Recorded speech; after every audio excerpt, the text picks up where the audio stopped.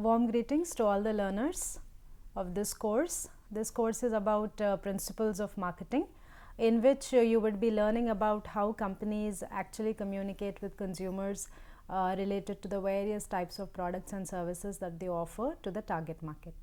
In today's session, we will learn about marketing communications. Now, communication is one essential aspect of any works which are related to marketing, because the very definition of marketing says creating awareness about the products and services of the company to the target market, so that the company can render those products and services for fulfilling the needs of the consumer satisfactorily. So therefore, when we say creating awareness, this awareness is nothing but communicating with the consumer.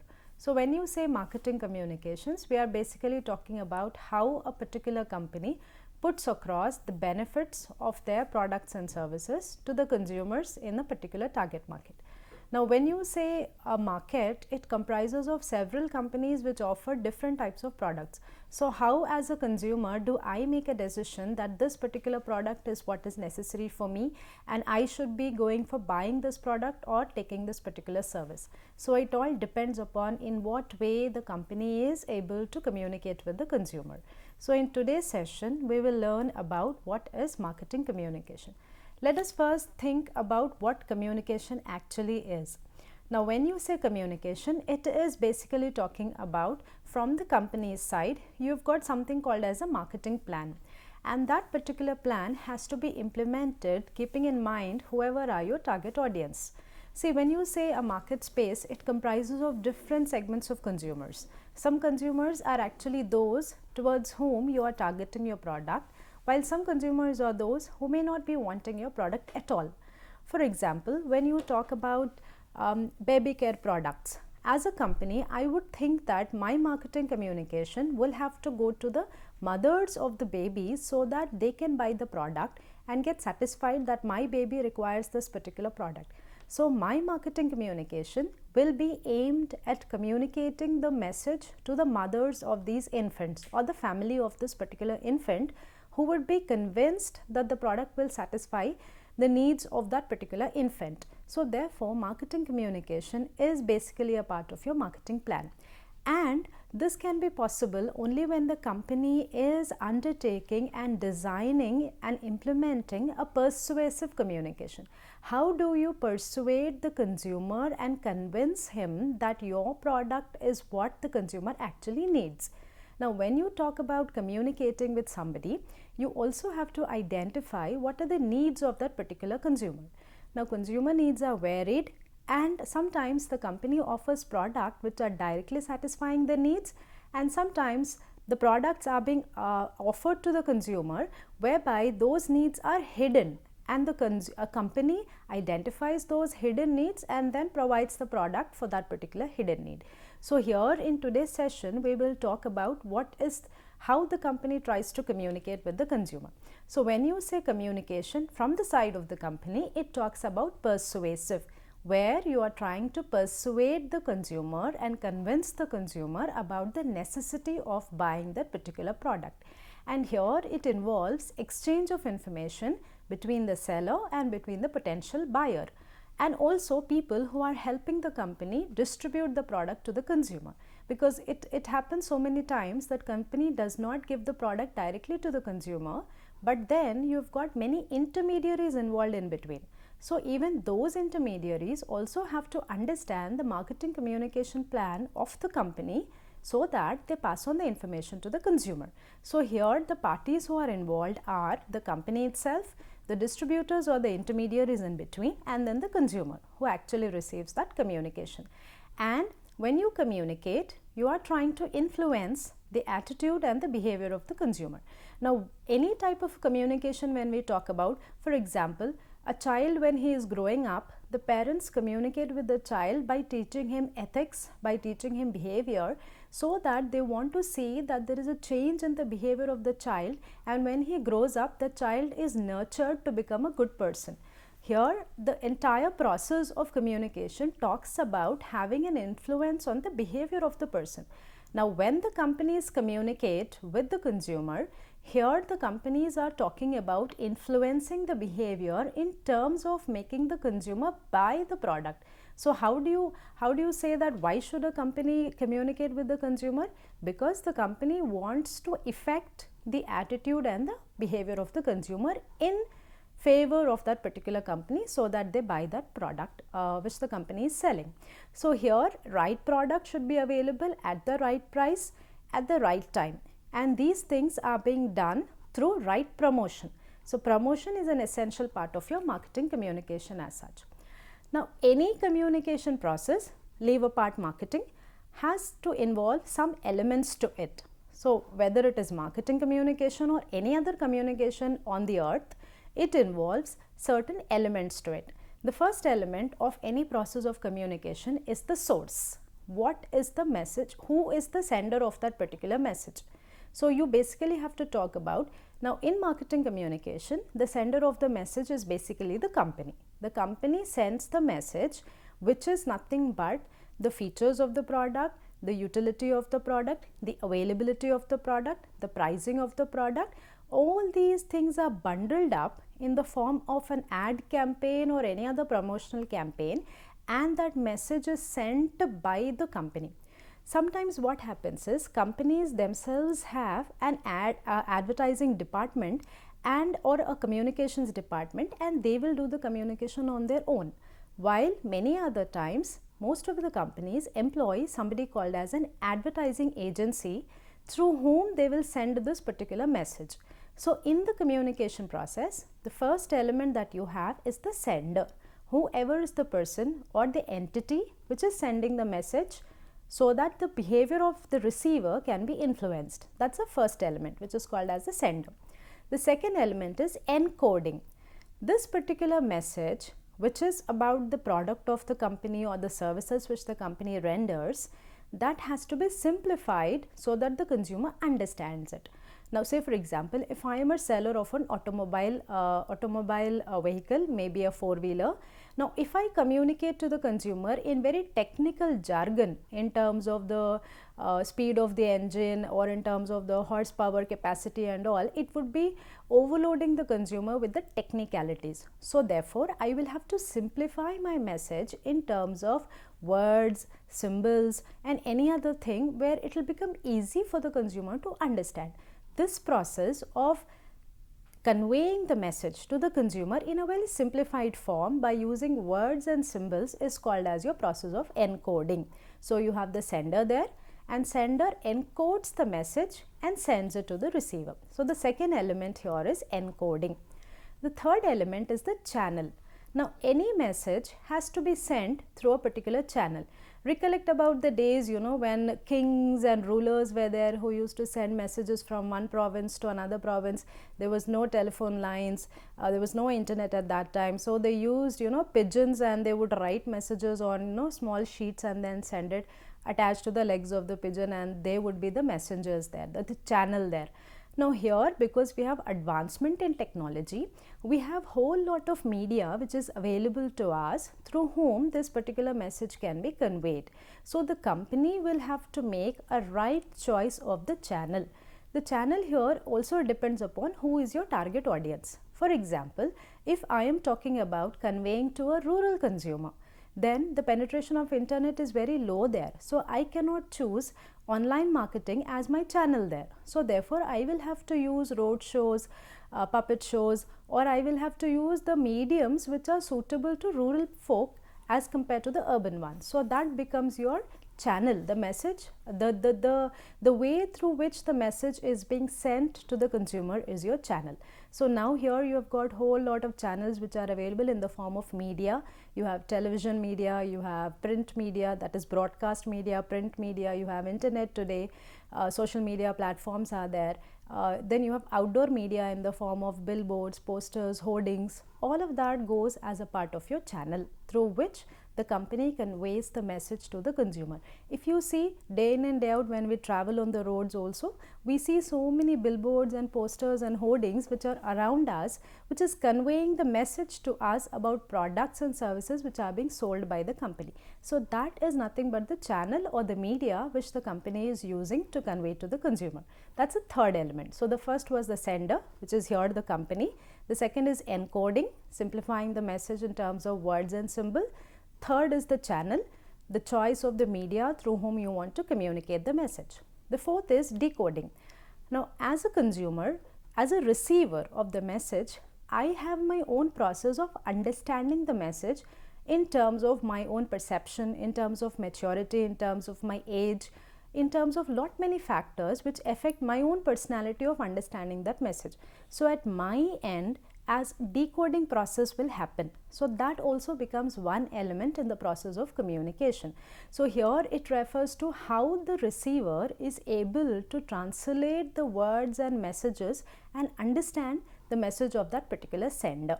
So whoever is the sender, say for example, if you take advertisements which are related to fast food, when you have, say for example, Maggie, and then when you have the mother who says that it is ready in 2 minutes, she is conveying the message there saying that it's an instant food. Now, as a receiver at my end, how have I understood that particular message? So there is an entire process of decoding which I will have in my mind based upon my perceptions, my attitude, my age, and lot many factors which help me to decode that particular message and have an understanding whether the product will be useful to me or not useful to me. So that is one more element in the process of communication, which is called decoding. Then in this entire process of communication, there's something called as noise. Noise is nothing but disturbance. There are a lot of disturbances which will be there in any process of communication, which may have an impact on the effectiveness of the entire message which is being communicated. The company should have to try that these noises which are there are reduced to the maximum extent so that whatever is the message sent is understood by the receiver appropriately. You could have noises in terms of confusion. You could have noises in terms of how the product is occupying image in the mind of the consumer. There could be a confusion in terms of that. There could be bias in terms of understanding the entire message. Or they could also be regulations which may also create a noise in the entire process of communication. So here you need to understand that the elements, when you say the entire communication process here, the elements will begin with what is the source, which is nothing but the sender of the message, encoding, where you are trying to say what you want to say by converting that in terms of words and symbols. You have a channel or a media through which you want to convey that particular message.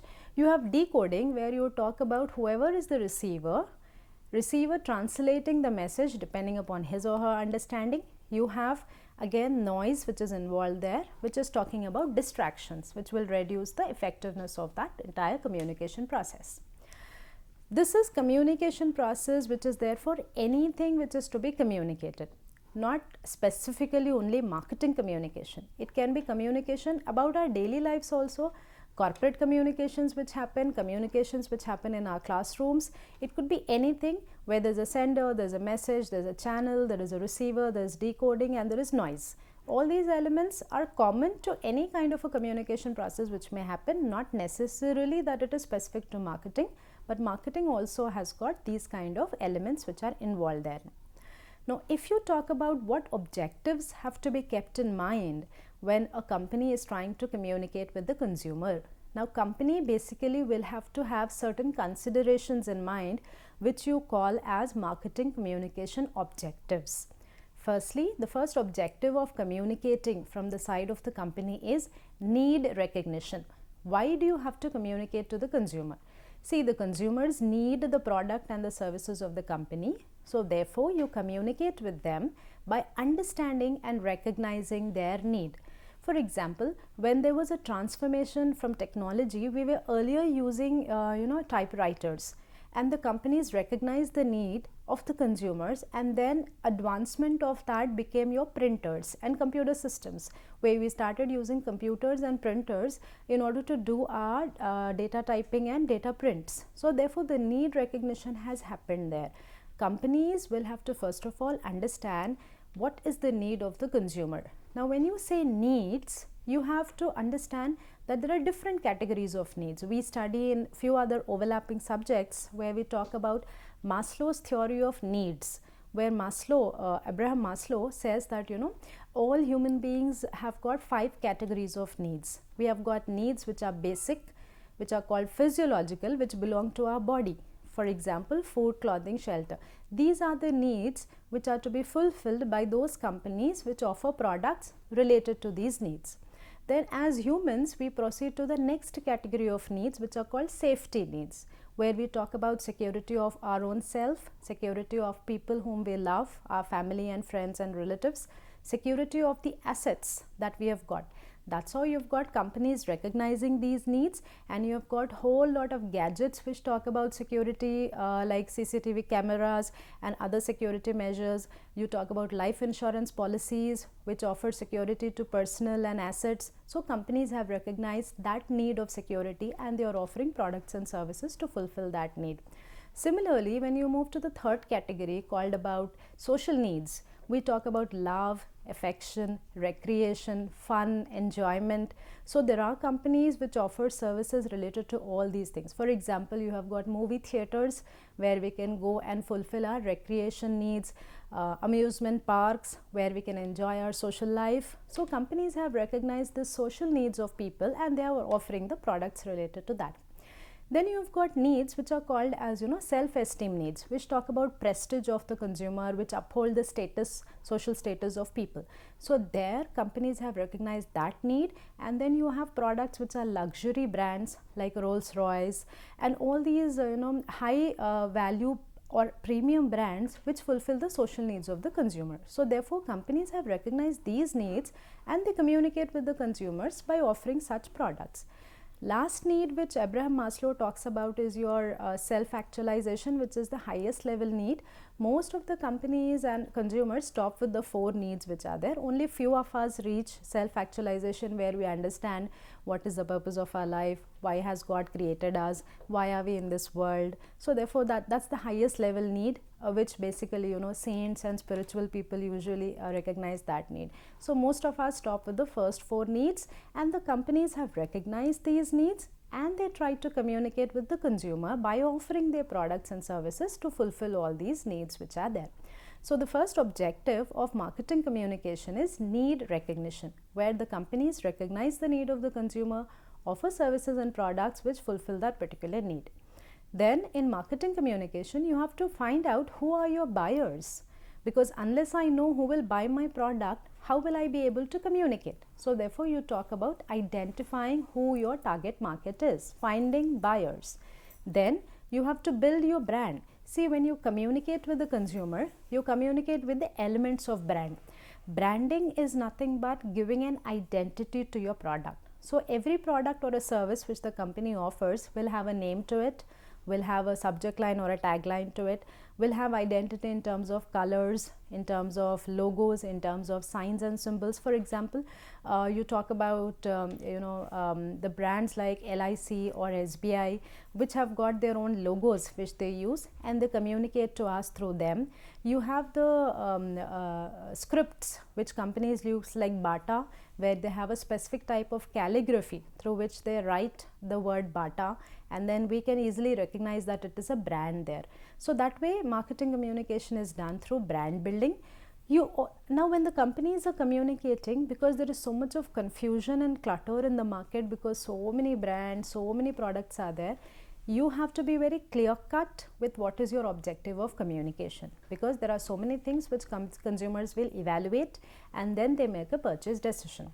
You also communicate with the consumers in order to retain the consumer. See, companies today are not only working towards attracting the consumers and keeping with them, but the major challenge that the companies have got today is in terms of how are the companies able to retain the consumers with them. Because when you have competition in the market, it is very easy for a consumer to jump from your brand to the other brand and do brand switching. So the greatest challenge of marketing communication here is to retain the consumer with you. That's why you see very frequently you have companies which are changing their advertisements, repositioning their products and coming to the market again and again. Now, when you communicate with the consumer, as I was telling earlier, your basic intention is to influence their behavior. So you want certain responses out of that particular communication. The responses which the company is seeking from the side of the consumer is in terms of three things. The first one is called as cognitive response, which is, the word cognition comes from the word recognition, where you talk about recognizing something. So cognitive responses. Then you have responses which are affective, which are in terms of emotions, and responses which are conative, which is nothing but behavioral responses. So whenever I am communicating with my consumer, I want the consumer to respond to me in these three ways. Responses which are conative in nature, cognitive in nature and affective in nature. These three responses are what I am expecting from the consumer. And when I communicate, I also have to understand that this communication is dependent on certain aspects. For example, my communication with the consumer is dependent on in which stage of product life cycle my product is in. See, product life, like how we all have a life cycle, we are a child, then we grow to become an adolescent, then an adult, then a middle-aged person and then an old-age person. So we have a life cycle there. Same way, products also have their own life cycle, which comprises of 4 stages. Products have got introduction stage, growth stage, maturity stage and decline stage. Now, in each of these stages of the product life cycle, that is introduction, growth, maturity and decline, companies will have to be very careful with how they communicate with the consumer. In introduction stage, all my communication has to be informative. I first of all have to inform them who I am, what is my product and all. So in introduction, my communication is informative. When my company is growing and consumers know about me and they start buying my product and they start communicating with others, my strategy there will not be informative, but my strategy there will be the one which is related to persuasive. So my promotions will all be persuasive. I will persuade them to buy again and again, buy more and more, tell others to buy more and more. So persuasive. Then when my company's brand is in a maturity stage, my communications will be related to reminder. I have to remind my consumer that they have to buy the product again. So reminder communication. Then when it is declining, I will have to convince my consumer that they have to buy back my product. So then my promotions will be reminder. So all my advertisements will be reminder ads which will be there. So depending upon in which stage of product life cycle my product is, my marketing communications will be different. So in the introduction stage, I am informing. In the growth stage, I am persuading. In the maturity stage, I am talking about convincing them to buy again, and in the decline stage, I am talking about reminding them. So informative, persuasive, then you have things which are to do with reminding and convincing. Similarly, I also have to understand the second thing when I say promotions or marketing communication. What is the adoption behavior of the consumer? See, consumers go through a stage called as an IDA. All marketing communications revolve around this mantra called IDA. IDA stands for attention, interest, desire and action, AIDA. Now, when you are talking your communications for marketing, you have to understand how the consumer is adopting in the entire process of IDA. Whether the consumers are paying attention, whether they are interested, whether they have a desire to buy the product, and whether they are buying the product or not. So across these 4 stages, my marketing communications again will have to be different. So I have to understand the consumer adoption process. In which stage are they? Are they attentive? Are they interested? Are they desirous? Or are they taking an action of buying the product? Based on that, my communications will be different. Similarly, I also have to keep in mind who are my competitors, because based on that, my marketing communications will have to keep on changing. If my competitor is adopting a celebrity in their endorsement, reducing prices of their product and promoting it, or talking about intensive distribution and then say you distribute intensively. Similarly, my marketing communications also will have to change and say whether I can enrope another celebrity, whether I will go for slashing the prices, whether I will also adopt intensive distribution or not. So depending upon the nature of competition, your marketing communications will change. So the factors to be kept in mind when you say marketing communication will be related to in which stage of product life cycle product is, in which stage of adoption process the consumer is, and what is the nature of the competition which is there in the market. Then when I say what are these different models which are there related to the strategies, or how do actually I as a company adopt, you basically have two strategies of communication. One is called push strategy, one is called pull strategy. How do companies communicate with the consumer? The company can either adopt a push strategy or they can adopt a pull strategy.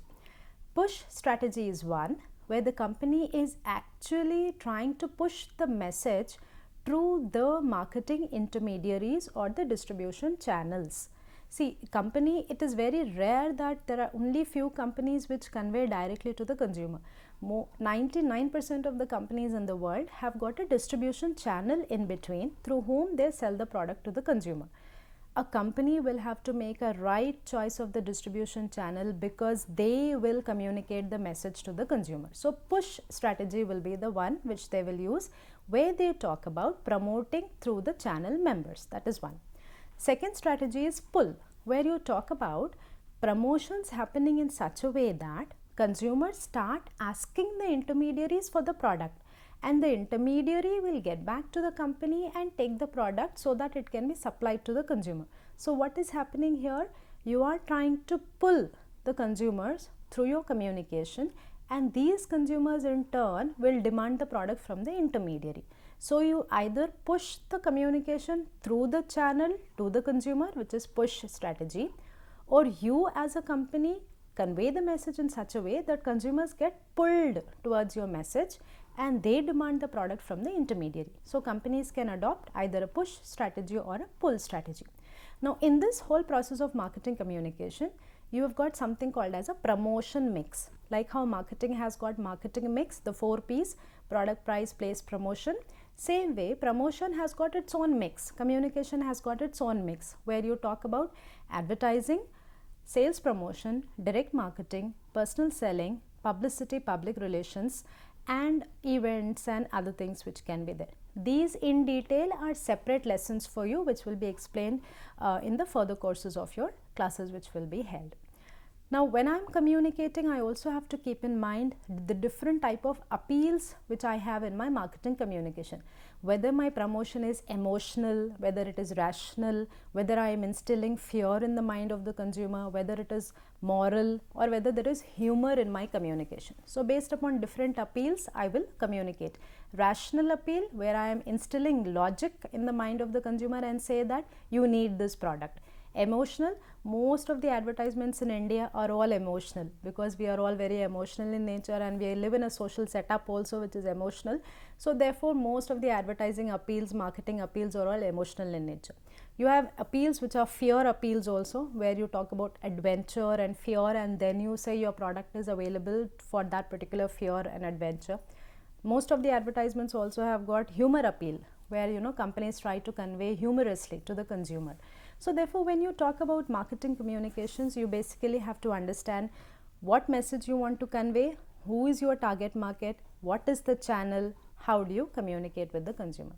So to sum up, I would want to say that marketing communication or the entire process of communication basically involves certain elements, where you say there is a sender, there is a message, there is a channel, there is encoding, decoding, there is a receiver, and there is noise which is involved.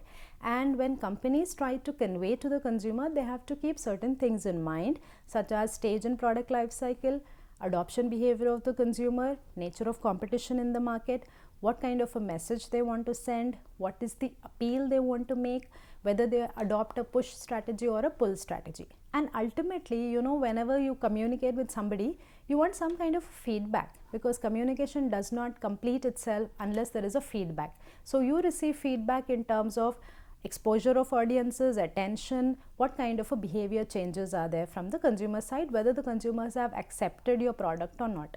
So to sum up, you would say that communication is an important aspect in marketing, where the companies try to reach out to the consumer and inform the consumer that, look, we are a company who are selling this product, this service, which are available to fulfill such and such need of your of that particular consumer.